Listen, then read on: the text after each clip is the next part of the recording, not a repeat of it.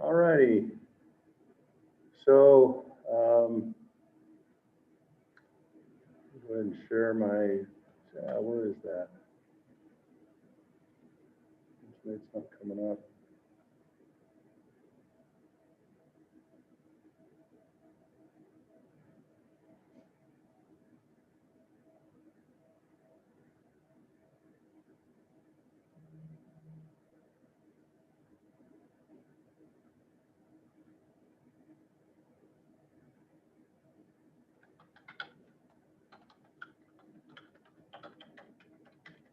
All right, any questions before we get going?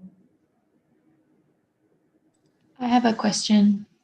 Okay, go ahead. The homework you assigned, Huh? is that, have you already like given all the lecture you're going to give on it before it's due? Pretty much. We're going to cover some new material today. It talks about Manning's equation and how to solve for partially full pipes, but the homework should have been on Manning's and critical depth and the combination of those two equations. And so I wasn't really planning on going back through that unless you have specific questions. If we have time today, maybe if we could go through one of the problems, that would help me out a lot. Okay. Just like the second and third problem where you're solving for depth. Like, are you just supposed to, because you find theta in terms of your y, your unknown depth, and it's just going to be like a big long equation that you sort of have to algebra solve? Is that is correct? Right? That is correct. Okay. It is a big, ugly equation you have to solve. All right. That's fine then. I just didn't know if that was the easiest way. In fact, let me see. Okay. Those online, can you see my screen? Showing Moodle?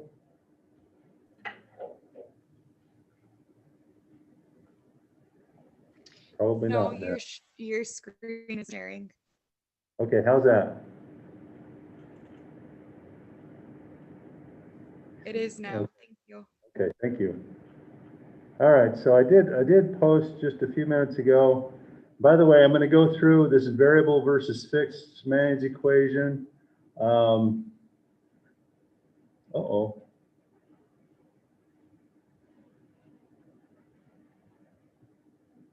No, it's not the one I wanted.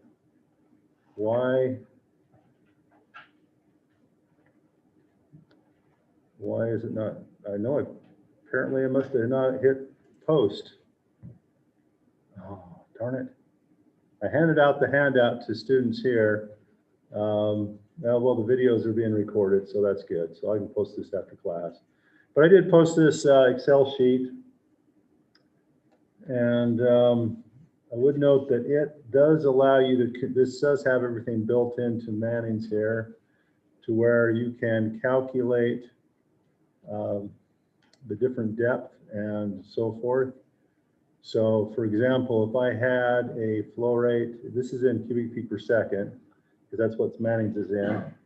So if I change this to a 12-inch pipe, why isn't that letting me change? There we go, 12-inch pipe. We'll change the slope a little bit here. And I'm going to change the flow rate. And I want to find then the depth. I can then use the solver. So I'm going to have to turn the solver on in this computer. Yeah, I will. Oops. That's not where I wanted that. Okay. So file, options, add-ins. Yeah, Excel add-ins, and I have the solver here. So this could be programmed, but right now it's just in just using the solver where I'm going to come in and I'm set the Manning's equation to value 0. By this time, I don't want to change the flow rate. I want to change the depth y right here. Okay, so I can either put y in or I can click on that and solve it. Oh, that slope's way too small. 0.0012. There we go. And now I'm going to have to redo this.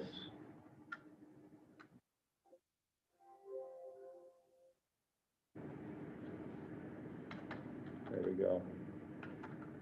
If you get it to crash like that, that means the slope is, it means it needs more than full pipe flow to go. So solve this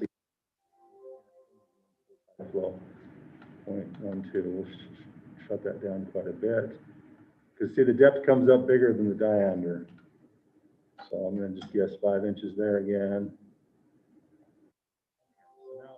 So this particular setup here, so this has all the equations that you'd have to solve by hand built up into it. I still think you need to know how to solve the equations, but this could be used as a good check, good method.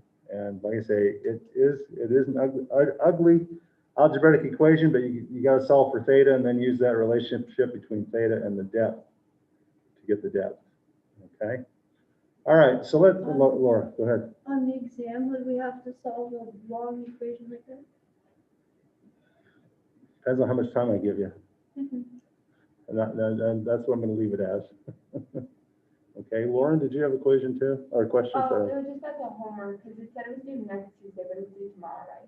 I said next Tuesday. Yeah. Well, yeah, supposedly tomorrow. Okay. If you need a little more time, that's fine. But let me jump to this really fast, and then if we have time after we work a couple examples, we can come back. But I want to talk briefly about the information to gather prior to sanitary sewer design.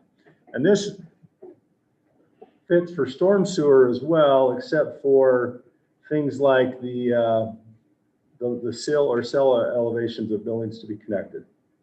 You obviously don't need that for a storm sewer. You need to know what is the ground elevation. Okay. But we talked briefly last Friday about the concept here is that you're going to go ahead and say, this is the area we're going to sewer. And you need to know, okay, what are the plans for building houses or buildings, or if it's an existing place, where do they exist? What are the streets? What are the profiles of all the streets? And know what the plan and contours are, because you want the sewer slope to be sufficient to drain your sewer. Where are the sills or cellar elevations? A location elevation of existing projected buildings of building drains. Depth of ground, I'm just going to skim down through there. Depth of groundwater, location of soils and rocks, which the sewers are going to be built, because that's important when you start estimating cost. If the contractor has to go through rock. Location of the drainage area divide, nature of the street paving. Are you going to just dig the pavement up, or are you going to tunnel underneath it? Both methods have their advantages. Digging's cheaper, but it's more disruptive. All right. How are you going to change street grades if you go ahead and have to put something big in? Is that going to change how the street needs to be graded? All right. So that's kind of some basic information. Now, let's go over and talk a little bit about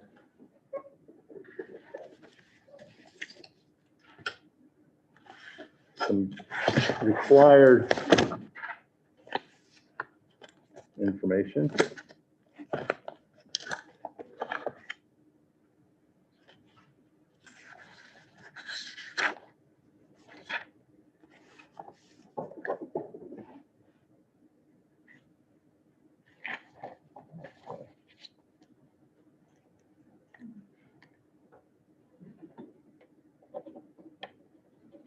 Sewers. Now, it's interesting to note that if you went back 10, 15 years or so and looked in some design manuals, they would probably tell you that the design life of a sewer is 25 years. And I'm telling you that that's no longer true. The design life is 50 years plus, generally speaking. Now, there are some rare exceptions when you get into larger trunk lines. So you got laterals that come over, you got service lines from the house that come over laterals that go to main lines, and those main lines then can drop into trunk lines, which is just a bigger main line.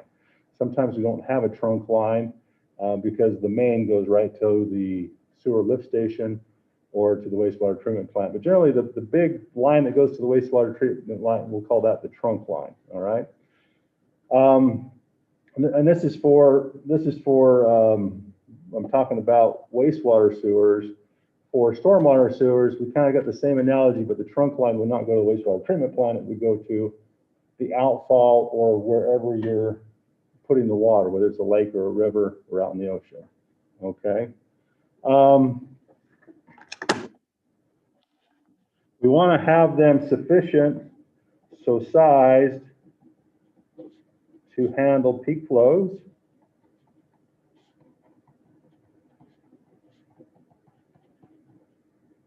Okay. Now, for wastewater, I'm going to say W/W wastewater, peak flows, oops, partially full. For storm, they can be full. All right, a little bit of difference there, and we'll talk about why that is here in a minute. We want to have the slope, we want to have sufficient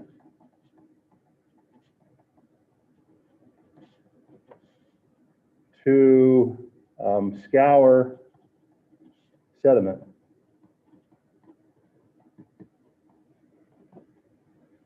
Okay, so if you have any sedimentation going on, whether storm or wastewater, during your peak flow event, you want to have enough to scour it out.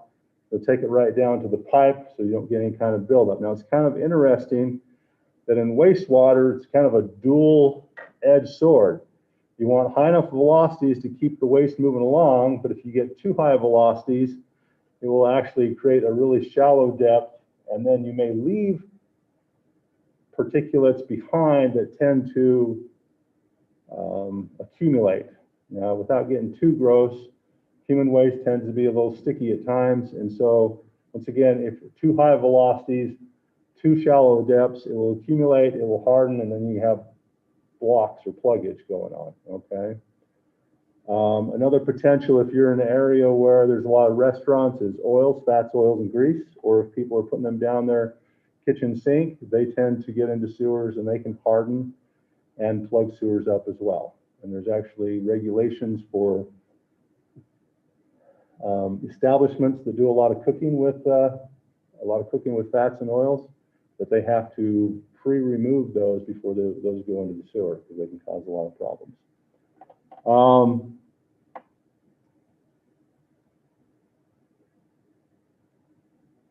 Okay. So given that, okay, we need to include infiltration.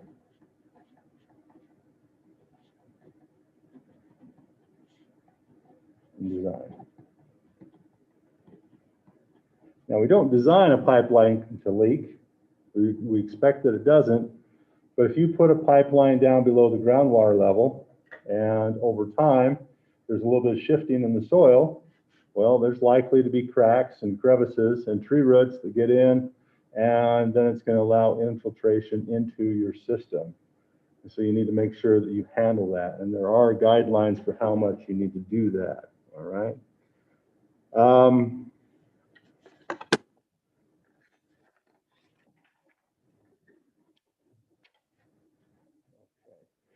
So let's talk a little bit about wastewater sewers for just a minute.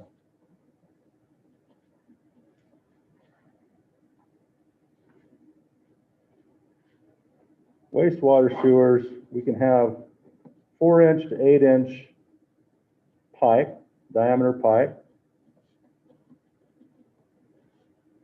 And we generally want to have the slope with slopes less than 1% slope. Okay, a lot of service lines coming from homes tend to be 4 inches. From larger business, they tend to be 6 inches. Collecting sewers tend to be 8 inches or more. Okay, so the collection sewer,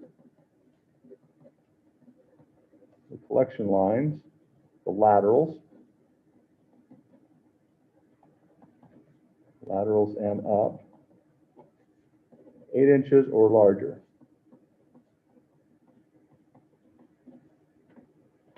Okay. Now This is one of my pet peeves, is that even though we've got better equipment nowadays and we've got better methods of putting sewer lines in, we stick with these old standards because that's what was used in the past.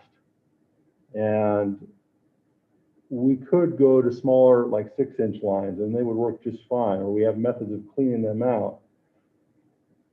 But there's a set of standards called the 10 state standards. 10 states got together, and a lot more states have adopted them, but the 10 state standards kind of dictate what we can put in. And you can't put a 6-inch sewer line unless it has a lamp hole.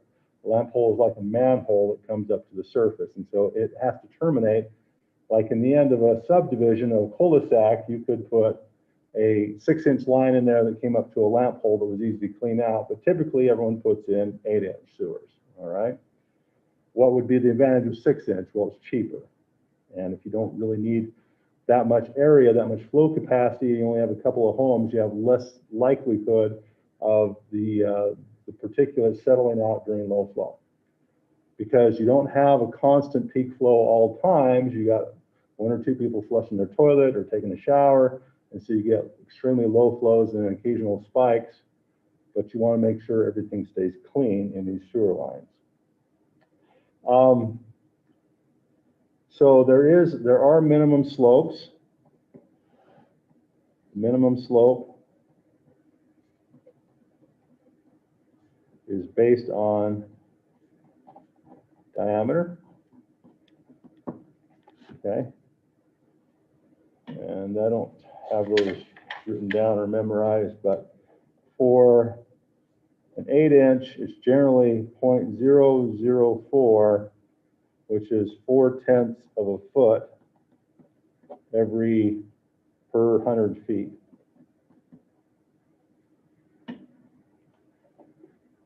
Okay. And then let's talk a little bit about flow depths.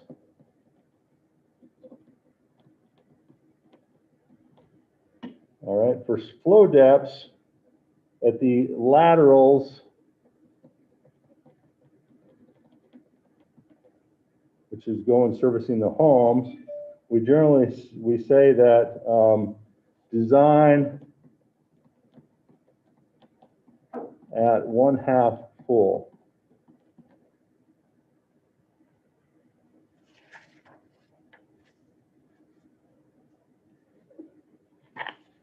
When you say laterals, what exactly are you meaning? Okay, so if we have houses going down the sides of a street and houses over here,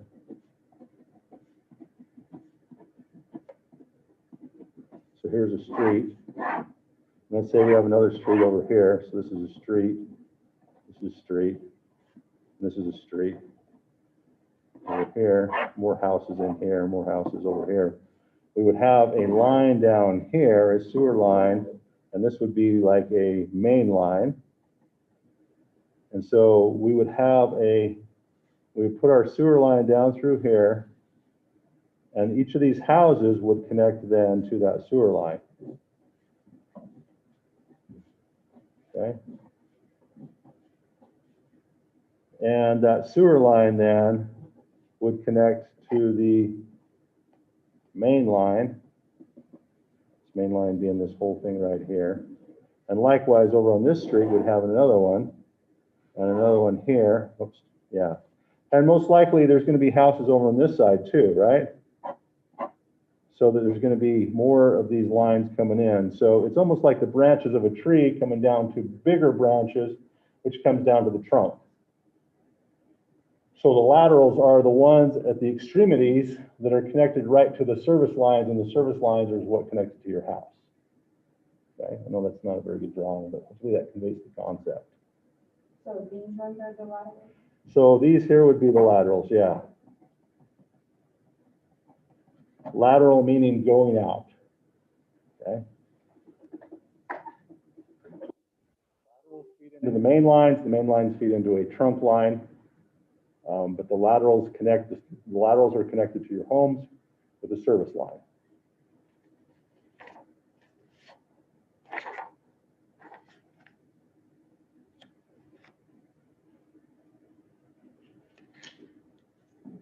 So we generally design the laterals at half full, which means that for 8 to 16-inch culverts, we design for half full. At peak flow, we want it to flow half full. We want the water to come up. When we have the maximum flow rate, it comes up half full. If we're in the range of 16 to 35 inches, then we design for 2/3 full. And greater than 35,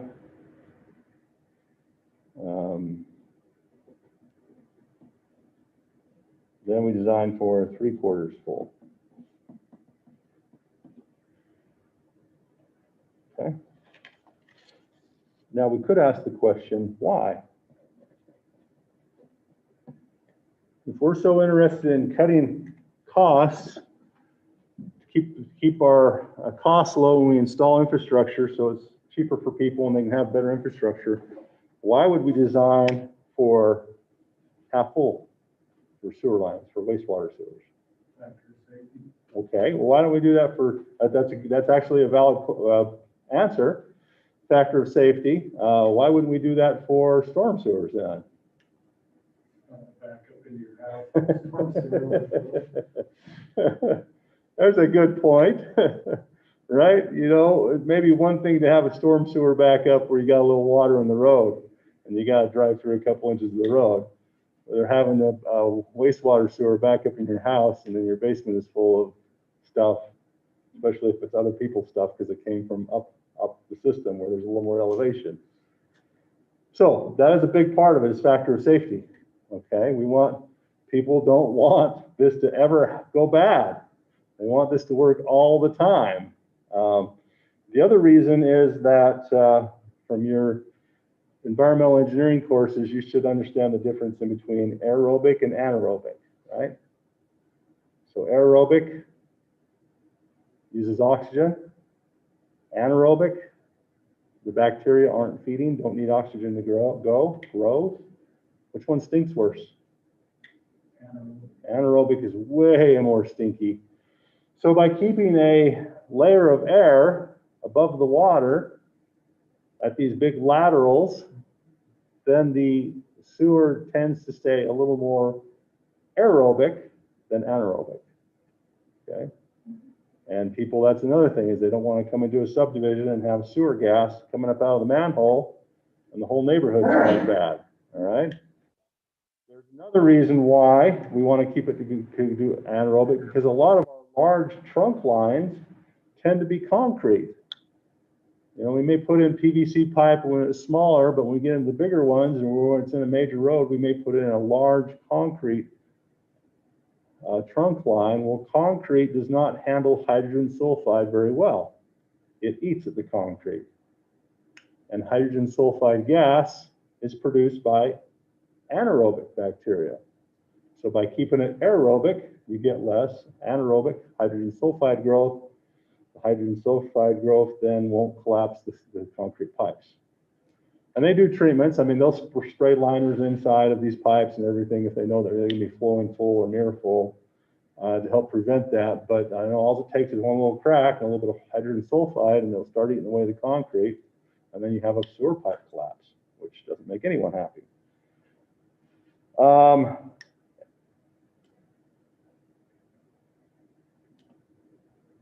And then of course, we have a little bit of growth for, you know, if additional growth happens out in an area where we wasn't expecting it, but we still have additional capacity there. So that's the reason why we have those.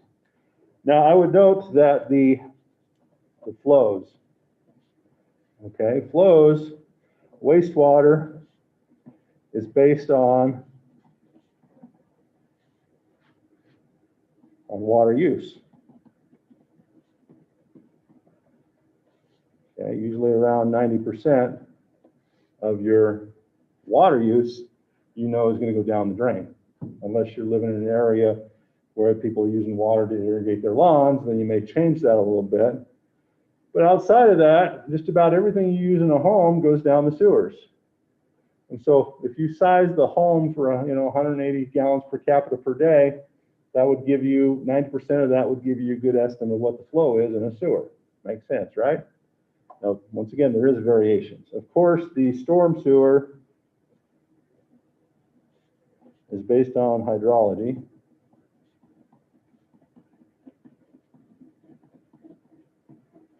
All right.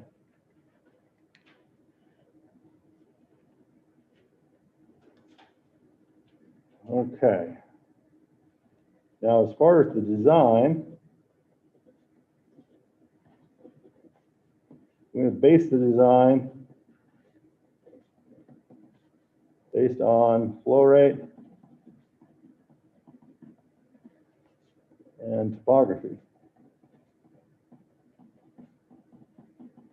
which gives us the slope.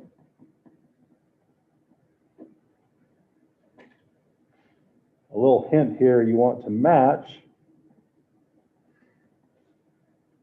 the street slopes if possible. It's not always possible, okay? But it makes sense that if you have a general topography and the slope is going down, and that's what's going to drive your gravity flow, it's a lot better to have your sewer line, 4 to 6 feet below the top of the surface than 20 feet. Because 20 feet is very expensive to put sewer line down that deep. We can do it, we know how to do it, but it's a big honking manhole and it's a big hole to dig to put it down, so the costs go up. So try to keep the sewer relative close to the top of the water, or to the land, to keep your costs down. And not always possible, once again, but it's a good design to do it. And if that's the case, that means we can change the slope and the diameter to handle the different flow rates. Okay? So we size on slope and diameter.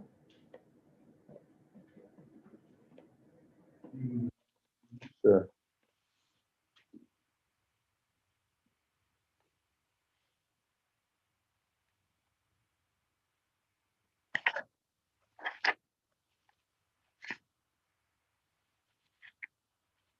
So if you're matching your street slopes, is there like too much of a slope? Like if you live somewhere where there's a lot of hills and Yeah.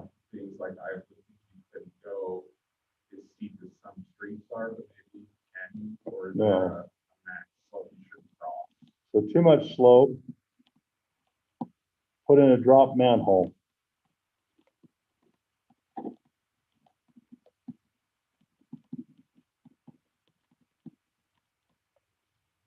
Okay, now what does that mean? Well, a drop manhole, see if I have a picture of one here.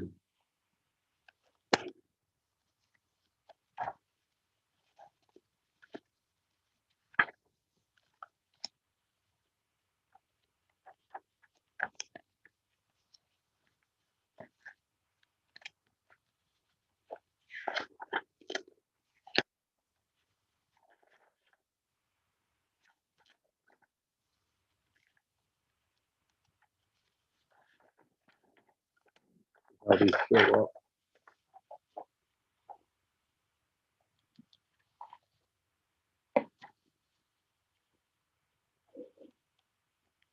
Couple quick pictures here. Okay. Typical drop, or these are typical manholes. A lot of times we use precast manholes now, but they used to be more cast in place. But a lot of times they would actually put the pipe in there, and then they would put a slope there to slope it back down in case the pipe spilled over and flow back, and then it cut the pipe out. If you have to raise the manhole up quite a ways, you have risers right here. Okay, so you build your manhole 4 feet, 6 feet, whatever it is, and then you have your risers. Generally, these are bigger down here, and your risers are at least 4 feet because that's what they figure it takes for a person to climb in and out of the 4-foot diameter. Okay. Okay, so the drop manhole then is this concept here.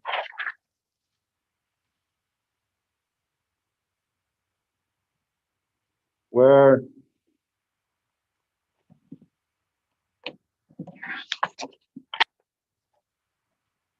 you could have the pipe come in and then it drops down another pipe before it goes into the sewer, okay? And you put a cap on this end here because you don't want it coming out that way, but you do want a way to clean it if you need to. You pull the cap off and clean it out, all right? Or you can bring it on the outside and have it drop down in and come in a nice 45 and go right into the sewer line, but you still want to provide an access up here in case you need to get in there and clean it out, okay? Now, in some manholes, they would put little baskets. This is particularly true in sewer lift stations, because you'd be surprised, maybe you wouldn't, but I'm kind of surprised by some of the things that come down sewer manholes or come down sewers. You're like, how did that get in there, right? I've seen bikes in sewer manholes. Like, well, it was a prank, I guess. Someone stole the bike or a prank, or they wanted to get rid of the evidence, and so they popped the sewer manhole off and threw the bike down in there. 2x4s coming down, and then all sorts of other stuff that we shall not name. But if you go into a sewer lift station, you don't want that to get in the pump. So you have to build a little basket or something to catch it as it comes down through. And unfortunately, someone has that job of going out there and cleaning that. Not a nice job, but it's pretty critical that it gets done.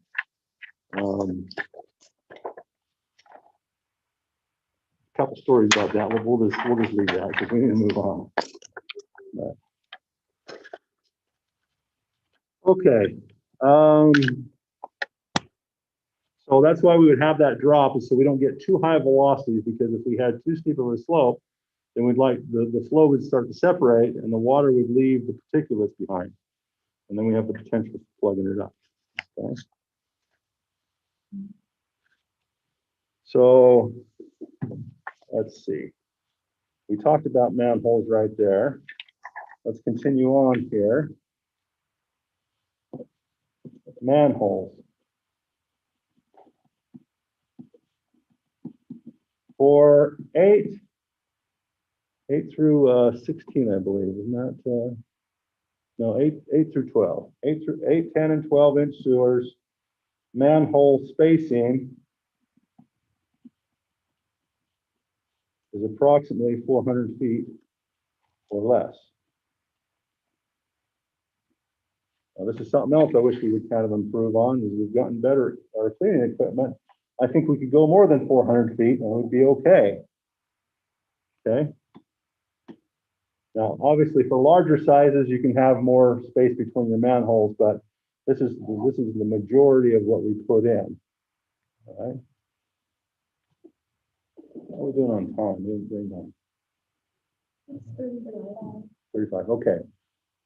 Okay, I want to do some examples here really fast on how to calculate the depth in a sewer manhole and or size the diameter. All right. Now, this is one thing that you're not going to always see when you're out working. And I've seen some engineers that have discounted this, but it's very important. It's a true fact that Manning's N, even though we treat it as a constant in a lot of open channel flow problems, it is not a constant. It is not a constant, especially in a pipeline. Now, if we're treating the pipe as full pipe flow, it's okay because we can pick it as a constant. But if it's not full pipe flow, then Manning's N changes. And so I've created this little graph right here to show you that as the ratio of Q to Q full, so Q full is the full pipe flow, V full is the full pipe velocity, A full is the full area. So for partially full pipe, the ratio of these three changes the depth over the diameter. So this is a dimensionless graph. Everything on the x-axis is a dimensionless ratio of the flow parameters. On the y-axis is a ratio of the depth, or the depth in the pipe to the pipe diameter. Okay. Now note that if we used a fixed velocity as our Q to Q full goes up, the velocity actually increases, and it can get to a point of being about 114% of full pipe flow. A full pipe flow, we're here at 1. We come down here at 1, and our depth versus the diameters at 1. But if we know that the Manning's end changes as a function of the depth, we're going to want the solid green line. Manning's end actually increases at different depths, and the flow rate also changes.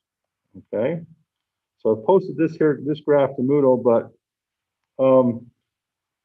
so we have the discharge if we have a fixed end value, and we have the discharge at a variable end value. The interesting thing to note here is that out here at about 90, I think it's 96, it may be 94.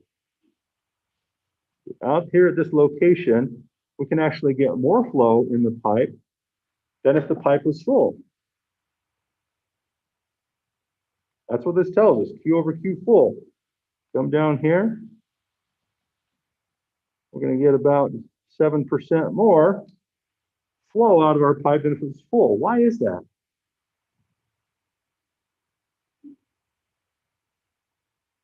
Yeah, have any ideas?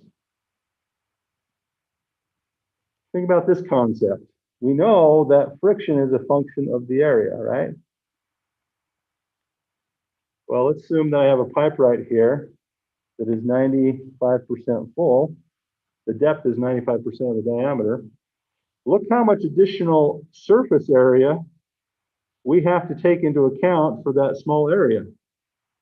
So yes, we're increasing the flow area, but the skin friction, our wetted perimeter is huge. And so we can actually push more flow through a pipe when it's not full than when it is full. Due to that you get a little bit of an increase in area, but we have to take into account the friction over that wetted perimeter. And so it actually works better not to do that. Okay. Now, really quickly, how do we use this graph? Well, here's the concept. If I know that I want my depth over diameter to be a function of a certain ratio, for example, if I know that I want it to be at half full, well, I can draw a line down here to half full then, and I can know the relationship between the flow rate, the velocity, and the depth. Okay. So if I wanted to be half full, I could come over here to the variable end discharge right here. And I could say, all right, well, my flow rate then is going to be 40% of if it's flowing full. And if I know what my design flow is, now I just need to ramp it up by additional 60% to get what the size of the pipe needs to be. Okay. Now let's work an example to run through this. So once again, I apologize to those online because I thought I'd posted this, but apparently I didn't. But I will post it when I get back to the office. Those in class here had this handout given to them. So this comes out of a design manual. It's a wastewater design manual. Okay. And it says, given a 24-inch pipeline with a depth flow of 19 inches, slope of 0.005, and a Manning's end of 0.14, find the flow rate and the velocity in the pipe using the figure below. This accounts for the variable end. Okay, so they don't specifically call it out here, but if you're doing wastewater in wastewater sewers, and if they know what they're doing, they understand that Manning's end changes. All right.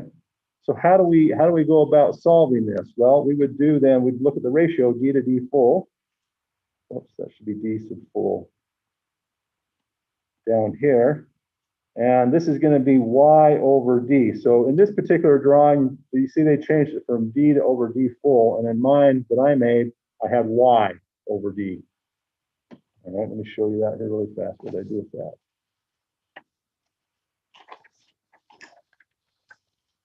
There we go. Okay.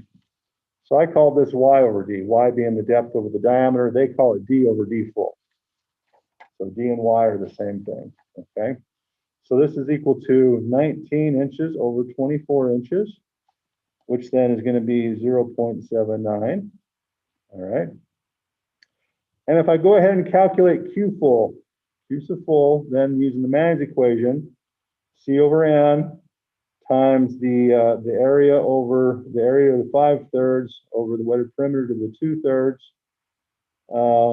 times the slope to 1/2, or whatever variation of the Manning's equation you want to use. Okay. So this then is going to become C is 1.486, Manning's N is 0.014. The area then is going to be pi divided by 4, and then 24 divided by 12 squared. That's my area raised to the 5/3. And I'm going to divide that then by the wetted, or by the wetted perimeter, which is going to be pi times d, so 24 divided by 12. And then my slope is going to be 0.005 raised to the 1/2.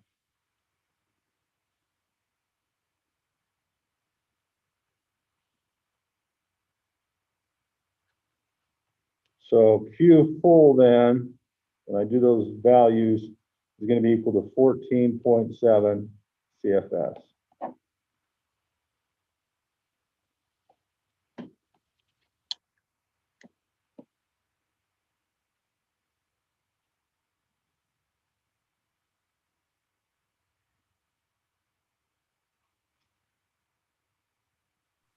Don't forget your 2/3 on that wetted perimeter.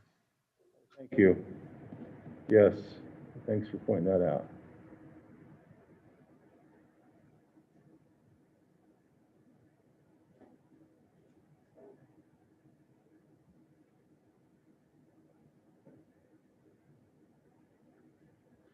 Okay, so now knowing that the ratio of the depth to the diameter is 0.79, I would come back up to my graph and I would draw a line, 0.79 right across here, the best I can. Okay. And I would know where it intersects with my discharge right here. I can draw a line down there.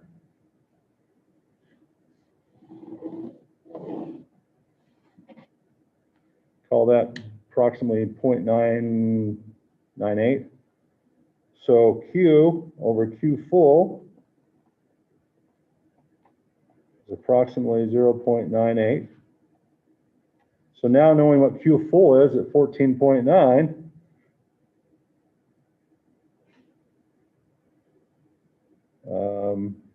wait, I did this wrong, sorry. Q full is 14.85. So Q full 14.85.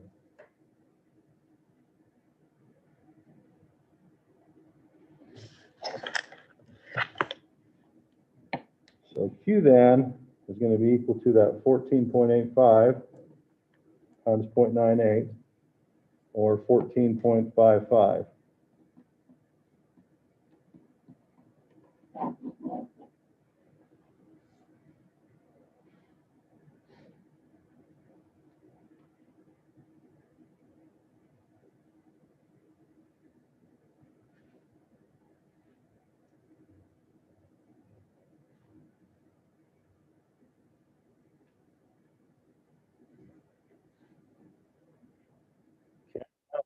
And the velocity, note that there's a couple ways of doing this. I can either come over here and note that the velocity is right here, and I can bring that down. And then if I know, if I calculated the full velocity, so I took my pipe full and divided by the area, I'd get the full velocity. And I could do that. Or I could come over here and I could calculate the area right here. Okay, and if I knew the area relative to the full pipe area, then I could divide my current flow rate with the area, and that would give it to me. Okay, now in my mind, it's easier to work with full pipe flow. So, so I'm going to take my V full then.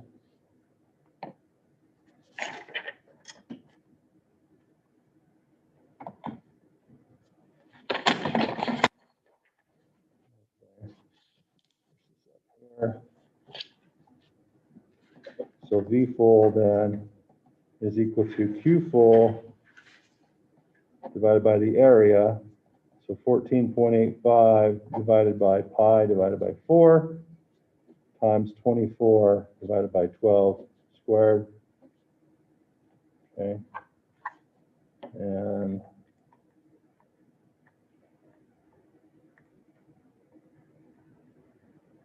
if I've done my math right, this is 4.73 feet per second. And I know that V relative to V full from my graph then, and back to my graph, I'm coming down here. I'm going to call that 1.16. It's 1.16, so V is equal to 1.16 times 14.73, giving me then a rate of 5.48 feet per second.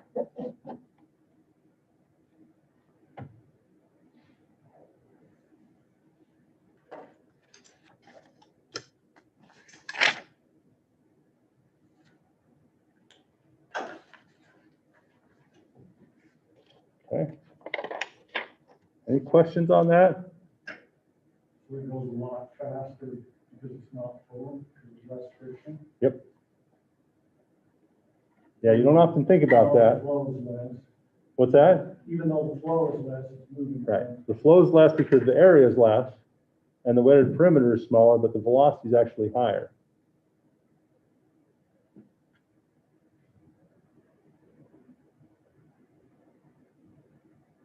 Okay. All right. How much time we got? I got enough time to do one hour more? 41? Oh, so we got 9 minutes. Okay, good. Oh, it's 49. Okay. So let me just bring this up here really fast and show you. So in this case, this is the second problem. Given a 36-inch culvert with a discharge of 40.5 and all the manning stuff and the slope, find the depth of the culvert, find the graph below. So I would find the full pipe flow, and then I would take my design flow rate and find the relationship of those two. And I would go back the other direction. So I would take that 0.84, I would come up here to my discharge curve, come over, and that would tell me then that the relationship of the depth to the D full is 0.69. So now I can actually find the depth. Okay. So I went the other direction. Now I would note in design flows, sometimes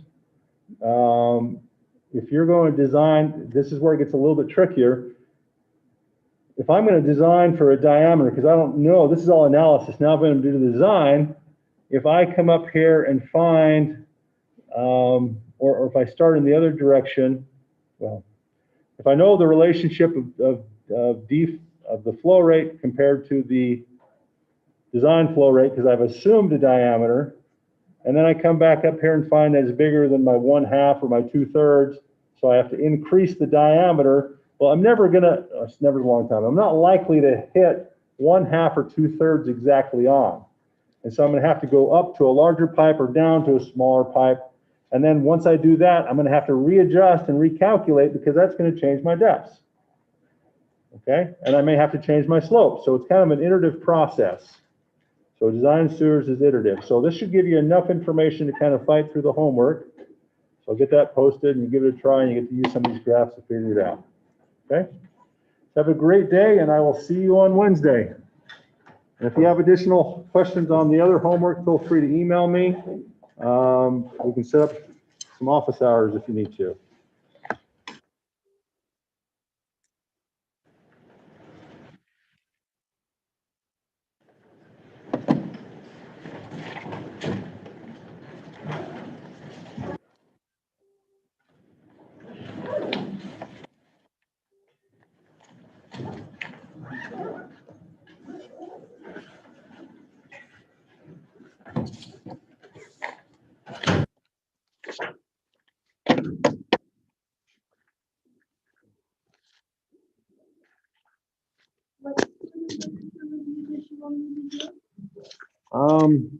So there's two additional things that could be looked at.